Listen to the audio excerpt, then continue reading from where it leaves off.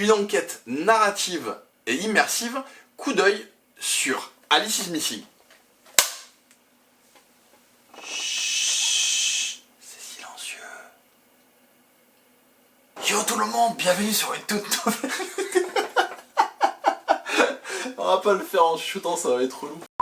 Yo tout le monde, bienvenue sur une toute nouvelle vidéo sur la chaîne YouTube Game Trotter. Vous avez vu, on est assis. On voulait se poser un petit peu pour parler tranquillement d'un jeu silencieux. Alice is Missing. C'est parti? C'est parti.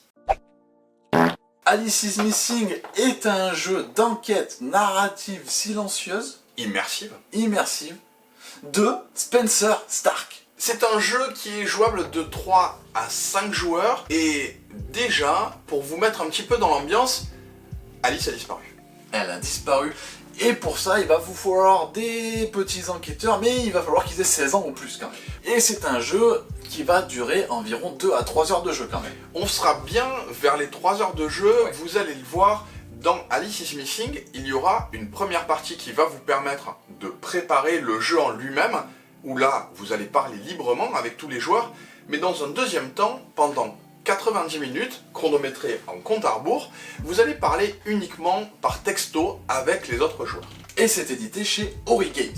Je pose la boîte de par ici? Nickel, c'est impeccable. C'est très beau. Jusqu'à présent, on vous a parlé du fait que ce soit une enquête. On considère plutôt le jeu comme un jeu de rôle, puisque vous allez prendre l'identité d'une personne que vous allez complètement vous approprier. Il y aura une énorme dose d'imagination qui va être nécessaire pour faire vivre une histoire la plus complète à chaque joueur durant cette expérience de jeu. Le jeu est là pour vous guider, mais sachez-le, vous allez vous retrouver à imaginer énormément d'éléments. Et du coup, on va vous présenter ces petits éléments que vous allez avoir à disposition pour vous aider dans la création de votre histoire et de votre aventure. Entre autres, la possibilité de faire vivre votre histoire à des personnages. Ces personnages, au nombre de 5, vont avoir des relations avec Alice. Alice a disparu, ça commence à nous inquiéter, mais déjà, on va se retrouver à récupérer un personnage et essayer d'imaginer la situation dans laquelle il se trouve. C'est ça, vous allez avoir 5 protagonistes que vous allez donc, comme tu l'as dit, incarner, et nous sommes tous des amis proches d'Alice. C'est déjà très important, nous sommes des amis proches d'Alice. On se connaît tous, ou en tout cas, on a eu un moment dans notre vie où on s'est particulièrement bien connus. Le premier d'entre eux va être incarné par le modérateur, c'est la personne qui aura lu les règles. Il va incarner Charlie Barnes. Charlie Barnes a déménagé il y a 1 an parce que ses parents ont divorcé. C'est peut-être le personnage qui est déjà à la base le plus construit, oui. Ce qui va permettre au modérateur de s'imaginer encore des choses, mais c'est aussi la personne qui va finalement en savoir le moins sur la situation d'Alice. Il va l'apprendre par les autres joueurs. Ensuite, vous avez Dakota Travis. Déjà, c'est vous qui choisissez si c'est une femme ou un homme. Vous avez énormément de liberté à ce niveau-là, et c'est très appréciable de voir que même la règle a eu un effort de fait pour la non-genrer. Et cette ou ce Dakota Travis, c'est la meilleure ou le meilleur ami d'Alice. De l'autre côté, vous allez vous retrouver avec Jack Briarwood. Jack Briarwood, c'est son frangin. Alice Briarwood, Jack Briarwood, comment ça fait le rapport? Après, vous allez avoir Julia North, qui est la petite amie secrète de Alice. Vous allez voir des relations amoureuses se créer entre les personnages et Evan Holwell et l'amoureux transi d'Alice. Là déjà vous commencez à comprendre qu'il va y avoir des petites discussions un peu cheloues sur « je t'aime moi non plus » quoi, hein. C'est un petit peu... Après on est des lycéens, on a 16 ans. Nous allons établir des relations entre ces personnages et inventer complètement justement leur background. Tout ce qui va nous permettre de se figurer un peu mieux comment sont les personnages. Les relations vont nous être données par une carte. Les relations sont potentiellement même à sens unique. Il va falloir décider comment nous allons répartir les relations entre les différents personnages. Vous avez la carte du personnage que vous incarnez avec son contexte, son secret, et vous avez la carte, comme tu l'as dit, avec les révélations, etc. un petit peu dessus, et les différents aspects que vous avez avec tel ou tel personnage en termes de relations. Vous avez ces 2 cartes-là, et ensuite vous façonnez votre personnage, vous avez un petit peu de temps pour créer votre personnage. Qu'est-ce qu'il fait dans la vie? C'est mensuration, ce qu'il aime pas, qui il aime pas, vous créez tout de toutes pièces. C'est là où vous êtes très libre et il va falloir que déjà vous arriviez à correctement décrire votre personnage à tous les joueurs. On est dans la première manche en quelque sorte du jeu qui nous demande d'être la préparation. Plus votre personnage est précis, plus ça va vous permettre d'avoir justement des choses à raconter dans la suite de l'histoire. Et ensuite, vous avez donc le contexte et un secret, et grâce à ces deux éléments, vous allez devoir enregistrer le dernier message vocal que vous avez envoyé à Alice avant qu'elle ne disparaisse parce qu'elle ne vous a pas répondu, et ce message vocal, on le retrouvera un petit peu plus tard dans la partie. Vous le faites de manière personnelle, ce message vocal, c'est le moyen de faire passer votre secret à l'oral, à la toute fin du jeu. Une fois que le message vocal est enregistré, vous le gardez bien secret pour la fin de la partie, et on passe à la deuxième partie de cette première phase du jeu, où on va découvrir les 5 différents lieux de la ville et les 5 différents suspects potentiels. Vous savez déjà où potentiellement vous allez retrouver Alice, et vous savez aussi potentiellement qui a commis cette espèce d'attaque. En tout cas, elle a disparu pour 2 raisons, un personnage et un lieu. Ces lieux, déjà, on va essayer de les présenter. Vous allez vous retrouver avec 5 lieux différents et à tour de rôle, chacun va établir des relations pour essayer de donner, encore là, en totale invention, sa relation avec Alice. Par exemple, un joueur va choisir de décrire la grange et ce qu'elle est par rapport à lui ou par rapport à Alice et le groupe. Vous allez pouvoir dire, la grange c'est l'endroit le plus éloigné de la ville. On adorait y aller quand on était plus jeune parce que c'est là où on était tranquille, il n'y a vraiment personne qui y va. C'est là-bas où on a fait nos premières bêtises, où on sera de compter nos petits secrets, nos petites anecdotes. Ça a d'énormes sensations émotionnelles cet endroit pour nous, il est très important. Et vous allez faire ça pour tous les lieux? Pour les différents lieux, vous allez du coup retrouver le parc national, vous allez retrouver la gare, vous allez retrouver le phare et finalement la boîte de nuit. On va se retrouver à faire ça pour chacun des lieux, à tour de rôle, on est vraiment actif dans le fait de créer l'histoire tous ensemble. Carrément. Et ensuite on passe aux suspects et on fait la même chose. Vous allez établir la même démarche pour les suspects, tenter d'essayer de comprendre pourquoi ils sont suspects et quelles relations ils établissent par rapport à Alice. Par exemple, l'un des suspects, c'est le prof d'histoire. Vous allez pouvoir inventer le fait que c'est bizarre le prof d'histoire parce qu'il demandait toujours à Alice de rester pour lui poser des questions. Et je crois que c'était pas par rapport au cours qu'il parlait à chaque fois, parce que quand elle sortait, quand on l'attendait, elle était pas bien, elle était un petit peu... C'est carrément suspect. C'est carrément suspect. Qu'est-ce qu'il lui racontait, qu'est-ce qu'il lui demandait? Il était un peu bizarre ce prof d'histoire. Et on fait ça pour tous les personnages. Et pour vous faire le petit rappel, vous allez avoir une fiche de notes qui va vous permettre de connaître les différents personnages, les différents lieux et les différents suspects. Et les créations que vous avez apportées tout autour du début de cette histoire. Ainsi que votre secret. Une fois que vous avez fait ça, vous allez pouvoir passer à la seconde phase du jeu, qui est la phase active où vous allez développer toute votre intrigue avec un chronomètre de 90 minutes. Le compte à rebours que vous allez utiliser, c'est une piste YouTube qui va vous permettre de l'écouter et de profiter de ces 90 minutes pour vous parler uniquement par texto. C'est une immersion de jeu de rôle par texto. Silencieux du coup. Silencieux, c'est là qu'est la grosse particularité du jeu. Complètement. On parle que par téléphone. Vous allez vous retrouver avec une conversation que vous allez créer avec tous les membres et tous les joueurs. Et dans un second temps, ce que vous pouvez aussi faire, c'est potentiellement parler de manière privée à chacun des autres joueurs pour essayer d'en tirer des informations ou de savoir des secrets. Le jeu est complètement coopératif. Oui, il va falloir essayer de retrouver Alice, elle est perdue. Elle est perdue et vous avez finalement 90 minutes pour vous inventer une histoire à son propos. Donc là, vous créez la conversation sur Messenger, c'est pas mal parce que vous allez pouvoir changer directement le pseudo des gens, ça vous évite de les changer dans vos contacts. C'est relou, on va pas que ça à faire. Vous changez les pseudos des gens, comme ça vous avez les bons noms aux bons contacts, c'est impeccable sur Messenger. Et vous allez pouvoir démarrer plus facilement une discussion privée avec d'autres joueurs et potentiellement même si vous n'avez pas leur numéro. Au niveau installation, il vous reste une petite étape. Vous allez vous retrouver, après avoir installé un ordinateur ou une tablette qui affiche justement le compte à rebours, il vous manque une petite chose. Vous allez vous retrouver à distribuer des cartes indices. La première va être récupérée par Charlie Barnes. 90 minutes, c'est lui qui enverra le premier message de la conversation, histoire de lancer justement l'intrigue. Les cartes ensuite vont être au fur et à mesure consultées par les joueurs à qui je les ai distribuées en fonction de la temporalité. à 80 minutes, le joueur qui a la carte 80 minutes va la consulter et va effectuer quelque chose qui se rapporte à cette carte.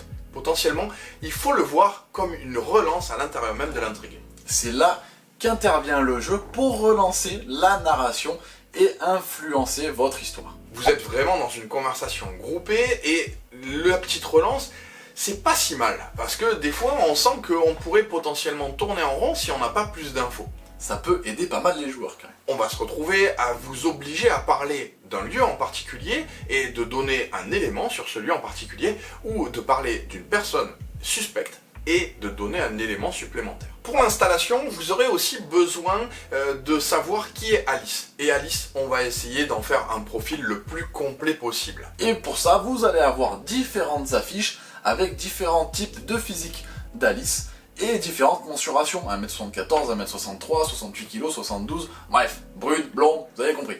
Et évidemment, la photo va vous donner des informations. Vous pourriez complètement inventer et potentiellement même trouver vous-même une photo d'avis de disparition, ouais. Mais vous en avez certaines qui sont disponibles sur le site de Renegade que vous allez pouvoir consulter. Une fois qu'on a dépeint le profil le plus complet d'Alice, ça va vous permettre d'imaginer potentiellement comment elle réagit. Le jeu vous guide encore un petit peu. Donc là, ça y est, c'est parti, les 90 minutes commencent.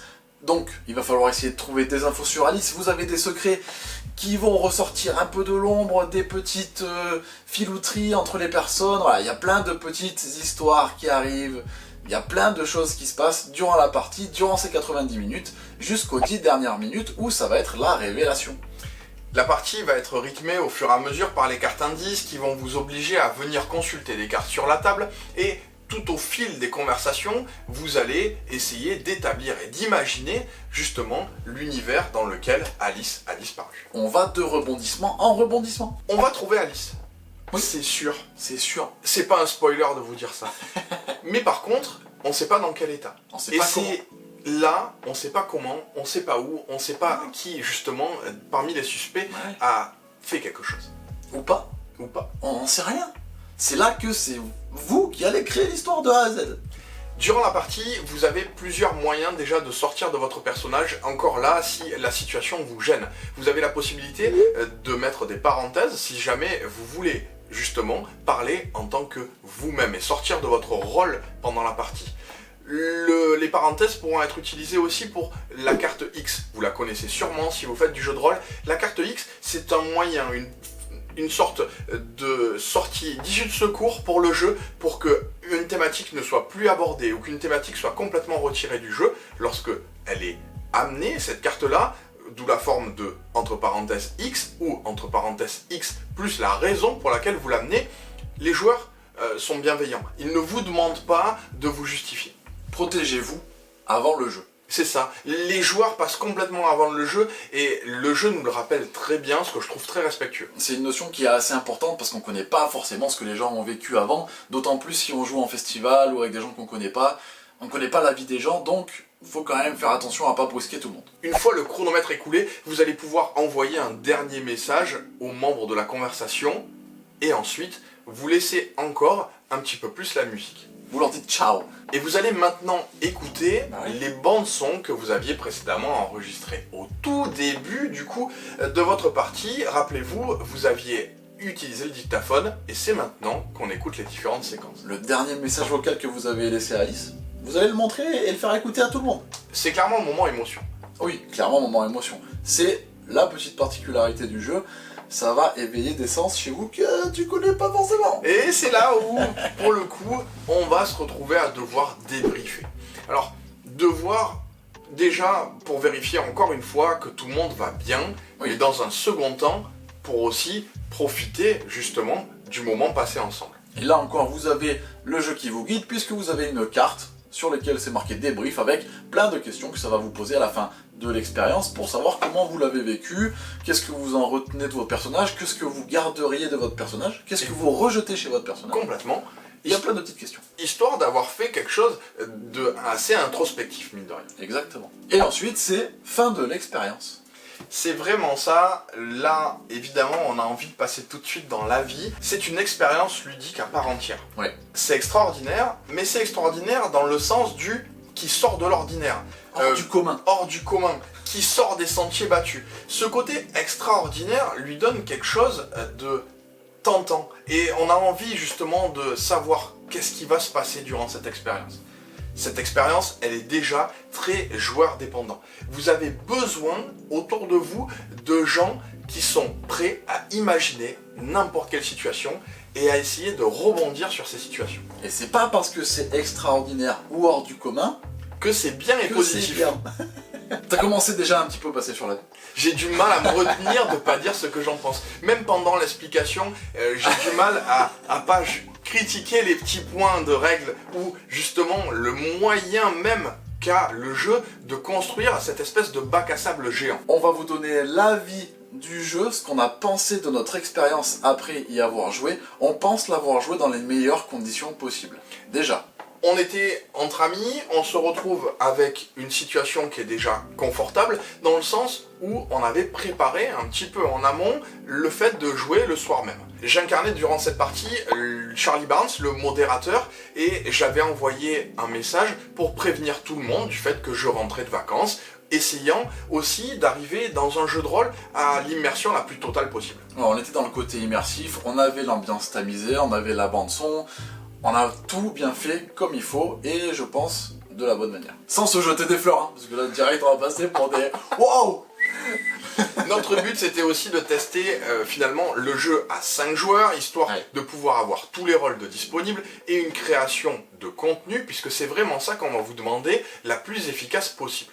Eh ben, on va vous donner notre avis. On est hyper mitigé sur le fait que le jeu est une réelle expérience ludique, en lui-même, et de mon point de vue, on a l'impression de créer pas mal de rustines durant l'expérience. Le premier point, c'est qu'on est pas mal guidé par le jeu, mais ça arrive au moment où ça freine notre expérience et notre aventure parce qu'on se retrouve à se battre contre le jeu. Lorsque vous avez l'impression que vous combattez le jeu et que vous voulez le maintenir dans la cohérence, c'est pas forcément le plus agréable, puisque vous vous retrouvez à tirer des cartes toutes les 10 minutes qui potentiellement contredisent ou redirigent, mais de manière complètement incohérente, la partie que vous aviez prise en justement inventant un maximum d'éléments et en nourrissant la narration. Exemple, vous parlez en début de partie de la grange est sortie, donc c'était le lieu, etc., où vous aimiez jouer, patati patata. La grange, ok, on en a parlé, c'est fini. Fin de partie, Alice est dans la grange. Ça flingue l'histoire. Vous vous retrouvez à devoir ramener la grange que vous aviez précédemment évacuée dans votre intrigue en disant que maintenant il faut trouver un moyen de le rendre cohérent. Et c'est là où je veux parler de rustine. On se retrouve à essayer de raccrocher les morceaux. C'est ça, la grange était pour nous, durant toute notre histoire, un lieu cool et tout, où il s'est passé plein de choses. Il faut en faire un lieu creepy en moins de 2 minutes. L'idée c'est que on l'a aussi travaillé, au départ c'était un lieu suspect. On en a parlé une première fois durant l'intrigue, et puis finalement, on s'est retrouvé à l'écarter parce que dans la thématique, ça nous paraissait cohérent. Et en une carte, il faut y retourner, et c'est là que va se passer la fin du jeu. Dommage. J'aimerais aussi aborder un point. La première édition du jeu américaine se retrouve avec un sous-titre, role-playing game, et on se retrouve pas avec l'assurance du sous-titre du jeu de rôle, mais en français, un jeu d'enquête. Je veux aussi mettre finalement la lumière sur le fait que votre enquête, vous allez trouver Alice, on est dans le côté narratif, mais vous êtes plutôt dans un jeu de rôle, vraiment qu'un jeu d'enquête. Vous n'allez pas avoir de déduction à établir parce qu'on va vous donner des codes et vous allez suivre des traces. Non, tout ça vous l'inventez. À la manière des jeux comme Pour la Reine, Greenville, etc. etc. Pour la Reine, c'est un super exemple parce que vous vous retrouvez dans un fort de story à avoir des cartes qui vont vous guider et ces cartes-là vous posent des questions auxquelles vous devez répondre, mais vous le faites à l'oral. On s'est aussi retrouvé avec une difficulté qui pourrait être un côté agréable du téléphone pendant 90 minutes. Ah, le téléphone. Il était au centre du jeu. Le téléphone se retrouve à être indispensable. Chacun est sur son téléphone pendant 90 minutes avec une bande de son plus ou moins appréciable selon vos goûts musicaux. Même si c'est le silence total dans la pièce, il y a de l'interaction forcément parce qu'on est quand même sur notre téléphone, on se parle, etc. Le téléphone est un très bon moyen pour les gens qui ont du mal à s'exprimer en public. Vous avez aussi, du coup, la disparition complète du jugement direct. Carrément. Et de, finalement, le contact visuel avec un autre joueur. Donc, forcément, vous pouvez dire des choses un peu décalées et ne pas être jugé de manière directe. Pour les gens qui ont un petit peu de mal, etc., avec le jeu d'acteur, etc., c'est carrément libre, et ça, c'est carrément bien pour ce type de joueur. Et nous, on était 5 joueurs qui aimons justement ce côté théâtral et parler entre nous tous. Du coup, on s'est senti bridé de fou. Mais complètement, on s'est vraiment senti limité par le fait que à chaque fois, on aurait aimé répondre du tac au tac, on aurait pu avoir l'inspiration pour le faire, vraiment. Et dans le respect, pouvoir s'écouter les uns les autres, en savoir, s'écarter, ça aurait presque été une meilleure expérience, selon nous, d'enlever justement cette barrière du téléphone. Parce que le téléphone, il ne retranscrit aucune émotion. Oh, peut-être avec des petits emojis. Quand vous en êtes réduit à justement penser qu'une émotion est un emoji, ou que forcément le texto, vous pouvez l'écrire de belle manière, l'enrouler, le temps que ça prend, les temps morts, la dynamique.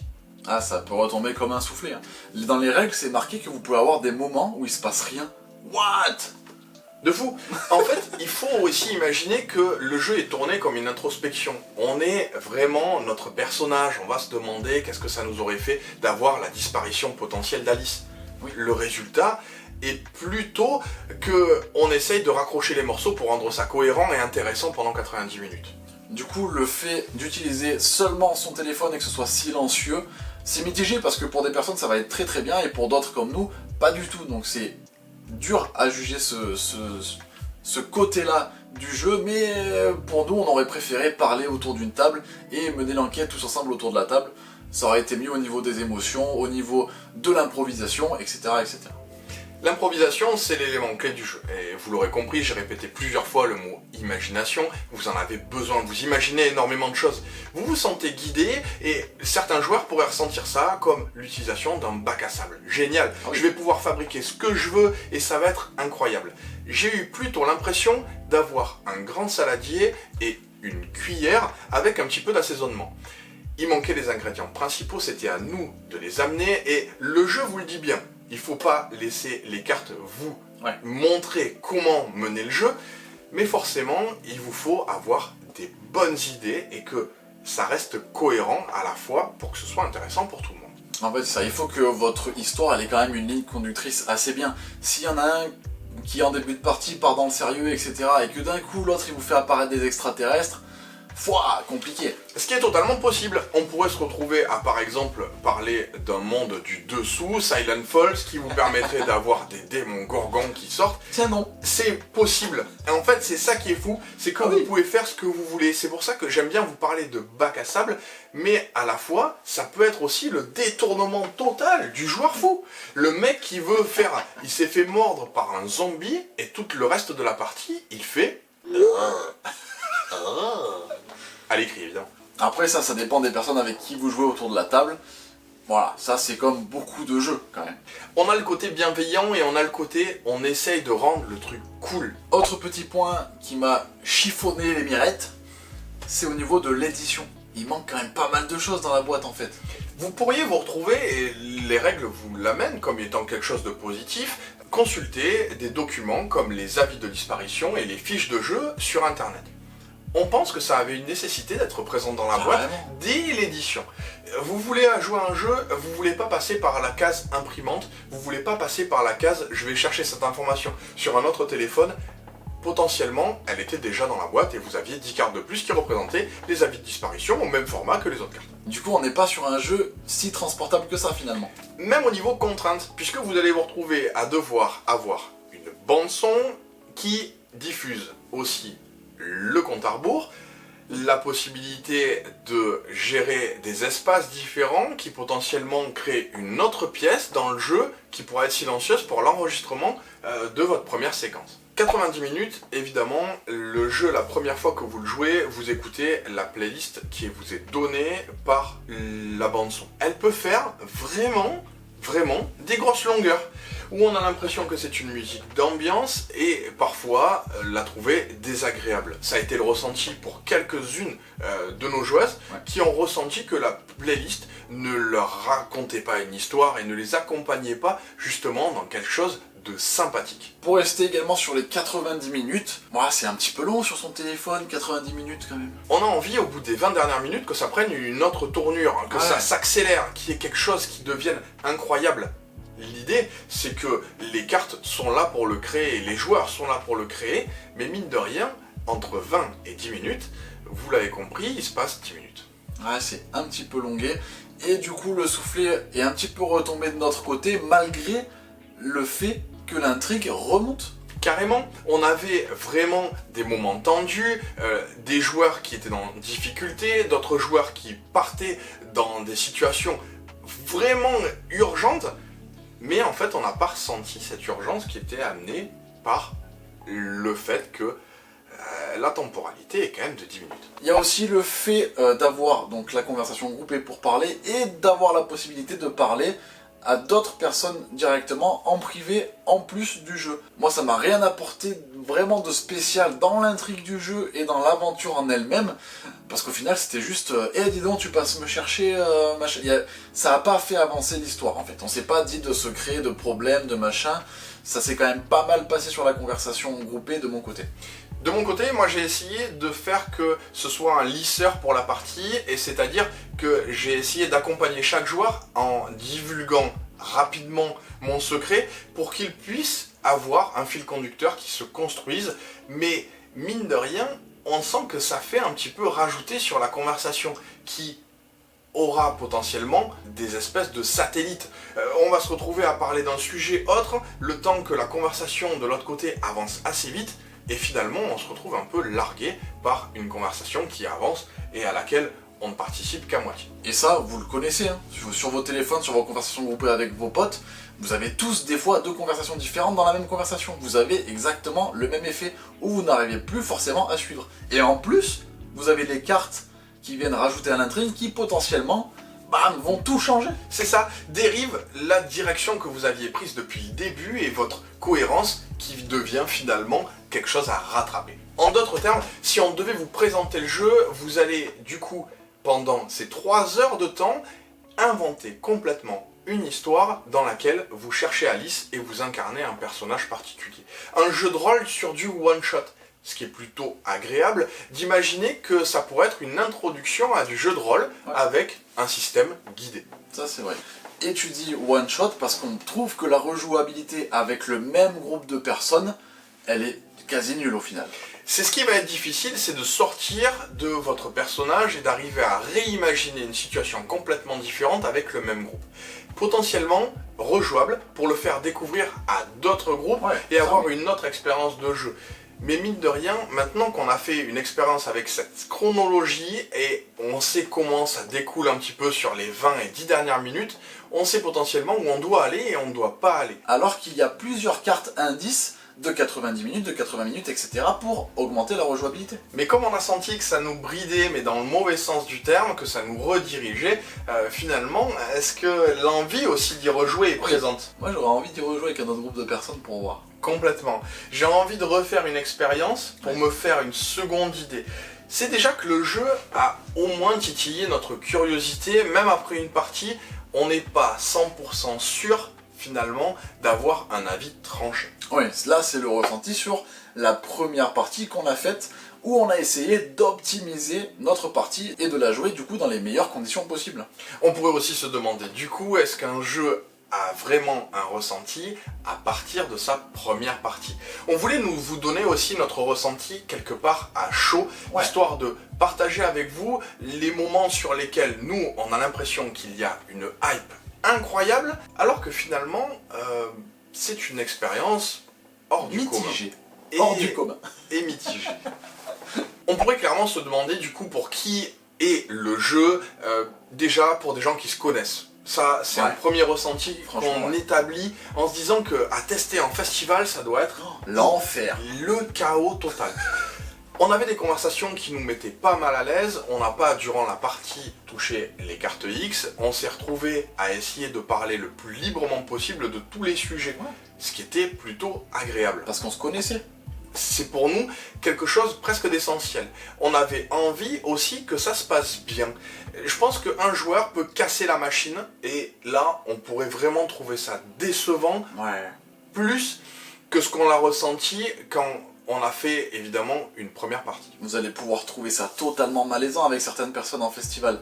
Ça peut carrément flinguer votre ambiance et votre expérience, donc jouez-y avec vos potes, clairement. Au niveau public, vous êtes sur un jeu de rôle. J'en suis persuadé, on pourrait parler de jeu de société, puisque le jeu de rôle est une part du jeu de société, mais vous vous retrouvez à quand même incarner un personnage, avoir besoin d'imagination, inventer. Vous pouvez y mettre aussi une dose émotionnelle. Nous n'avons pas ressenti autant que ce qui est mis en avant. Carrément. Ouais, on a l'impression qu'on était mis en garde de tout ce qu'on allait pouvoir vivre. On n'y a pas mis autant d'émotions. On est des cœurs de pierre.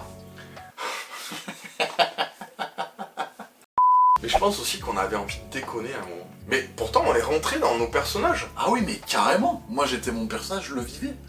Et c'est pour ça que j'étais bridé sur ce téléphone. Oui. Moi, je voulais partir au théâtre. Ouais, se répondre du tac au tac. Ah ouais, trop bien ça.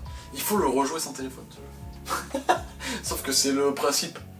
Ouais, mais pour la reine, l'utilise pas, l'aspect téléphone, et est-ce que c'est pas ça qui a finalement descendu un petit peu notre partie? Ah, peut-être. Parce qu'on a ce côté justement théâtral. Et qu'on était prêt à se respecter et s'écouter de manière complètement bienveillante. Ouais. Et du coup, ça fonctionne mieux même avec des personnes que tu connais pas au final. Et potentiellement, on aurait aussi profité du fait de donner les secrets à certains joueurs qui s'écartent. Ah, il sait quelque chose parce que j'ai vu qu'il lui a dit, ce qui pourrait être... On apprend clairement plus à connaître les gens quand on leur parle et qu'on joue un jeu en leur parlant, plutôt que par SMS sur un téléphone. Il y avait quelque chose de froid. Mais du coup, qui nourrit l'ambiance aussi. Oui. Parce que ça peut être malaisant. Est-ce que le but du jeu, c'est d'être malaisant? Mais je pense, il y a le côté Stranger Things, il y a ce côté-là, qui est un peu creepy, machin, il y a ce truc. Moi, j'ai retrouvé aussi le côté Certain Reason Why, et je me suis retrouvé à me dire, on va aborder des sujets qui vont être potentiellement difficiles, mais comme on est en bonne intelligence, en fait, on les accepte et on en parle clairement. Vous l'aurez compris, Alice is Missing a été une expérience très sympa à vivre de notre côté, mais avec un résultat assez mitigé. Ouais, c'est un petit peu l'expérience controversée. On a l'impression qu'il y a une hype qui est en train de monter très très fort sur le jeu, du fait qu'il soit extraordinaire. Extraordinaire, ça en fait pas forcément quelque chose d'inoubliable, ça en fait quelque chose de différent de ce qu'on a l'habitude de voir. Et le meilleur moyen de savoir si le jeu vous plaît ou pas, ça va être d'y jouer, et avec le groupe de personnes avec lequel vous avez l'habitude de jouer, vous allez vivre des expériences et des aventures totalement différentes par rapport au groupe avec lequel vous allez y jouer. Donc, testez-le en fait. C'est ça aussi que on peut donner comme étant un des points clés du jeu. Vous ne le savez pas tant que vous n'y avez pas joué et rejoué. On attend notre prochaine partie. Et votre avis sera clairement différent du nôtre, parce que c'est tellement différent. Et d'ailleurs, n'hésitez pas à nous mettre en commentaire ce que vous avez pensé de votre partie et ce que vous avez pensé de votre expérience de jeu. On espère que cette vidéo vous aura plu, on espère surtout qu'on a été suffisamment constructif dans notre critique. Notre but, c'est pas de descendre un jeu parce qu'il nous a pas plu, c'est d'essayer de saisir les points qui nous ont réellement plu et potentiellement ce qui nous a chiffonné. Lorsqu'on veut faire une critique, on veut aussi amener quelque chose, une réflexion, pas seulement dire ce qui nous a déplu. On espère que ça aura été assez bien retranscrit dans la vidéo, c'est la première fois qu'on fait ça sur la chaîne quand même. C'était un exercice assez compliqué de parler d'un jeu et d'une expérience qu'on a moins aimé. Oui, d'habitude on parle des jeux qui nous ont beaucoup plu et qui nous ont emballés parce que on ne veut pas volontairement parler d'un jeu en mal, à moins d'amener une critique qui soit constructive. Notre but c'est d'être constructif sur celui-ci, et comme l'expérience peut être totalement différente, nous vous avons parlé uniquement de notre expérience de jeu et de notre ressenti. En tout cas, n'hésitez pas à vous abonner à la chaîne, à liker la vidéo, à la partager un petit peu partout, ça nous fera super plaisir. Et bien évidemment, en attendant, jouez bien, jouez malin, ciao!